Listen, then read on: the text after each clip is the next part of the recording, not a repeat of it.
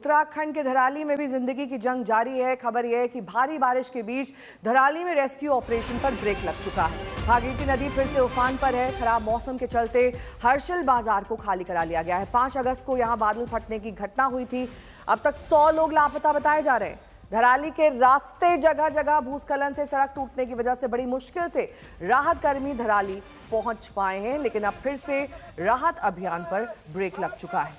SDRF के लोग कल लाउड स्पीकर के से मुनादी करते दिखाई दिए कि भागीरथी का पानी बढ़ रहा है, वो सुरक्षित ठिकानों पर चले जाएं। अब तक कुल 1308 लोगों का रेस्क्यू किया जा चुका है। 100 से ज्यादा लापता है, जबकि 5 शव निकाले जा चुके हैं।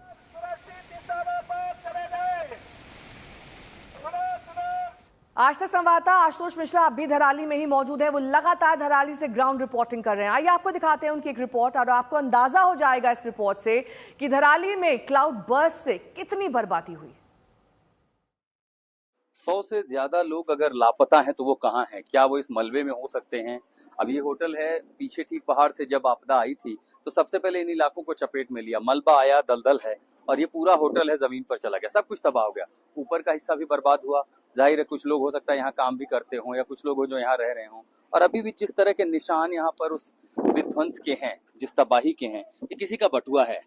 अब इसमें ये किसी का नया बटुआ है, बहुत पुराना है, लेकिन इसमें जान पहचान या आइडेंटिफिकेशन के लिए हमें कुछ नहीं दिखाई पड़ रहा है।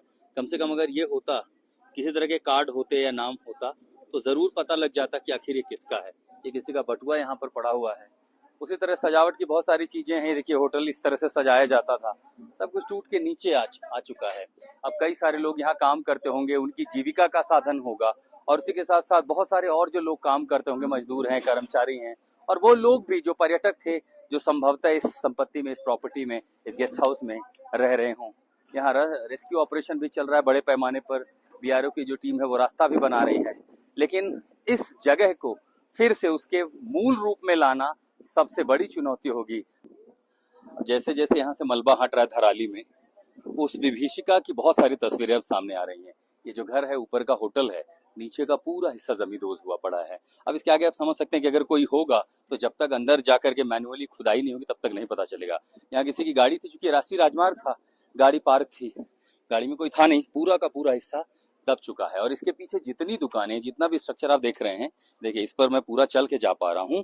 1 से 2 मंजिल का पूरा इलाका है, ये पूरी तरह से दब चुका है। छतें दब चुकी हैं, घर दब चुके हैं, मकान का जो हिस्सा है वो पूरा दब चुका है। ये धराली के उस विनाश की तस्वीरें हैं, जो यहाँ पर एक विभीषिका आई, एक सैलाब आया और उसने सब कुछ तहस नहस करके रख दिया। ये सोनू पवार जी हैं, धराली में उनका घर है, बहुत सारे कमरे हैं, 2 मंजिला इमारत है, और अब घर का ऊपर का हिस्सा बचा है नाम का, लेकिन नीचे की देखिए पूरी की पूरी जो मंजिल है ये ध्वस्त हो गई। अंदर का सामान चला, अच्छा 3 कमरे थे अंदर, तो सोनू पवार बता रहे अंदर 3 कमरे थे, पूरा बर्बाद हो गया। अभी भी कई इलाकों में मलबा इतना लूज है। देखिए दरअसल ये सड़क थी, अब सड़क के ऊपर 10 से 15 फीट मलबा है। ये आया, इसमें इतनी नमी है कि कई जगहों पर अभी भी दलदल का निर्माण हो रहा है। जब तक ये सूखेगा नहीं तब तक ये बेहद खतरनाक है। और इसी के ऊपर से अभी भी जो स्थानीय लोग हैं वो चल के जा रहे हैं। इस तरफ आते ही ये पहला घर है। घर की ऊपर की मंजिल सुरक्षित है, लेकिन नीचे का ये जो हिस्सा है और इसके नीचे एक जो मंजिल है वो पूरी तरह से ध्वस्त हो गई।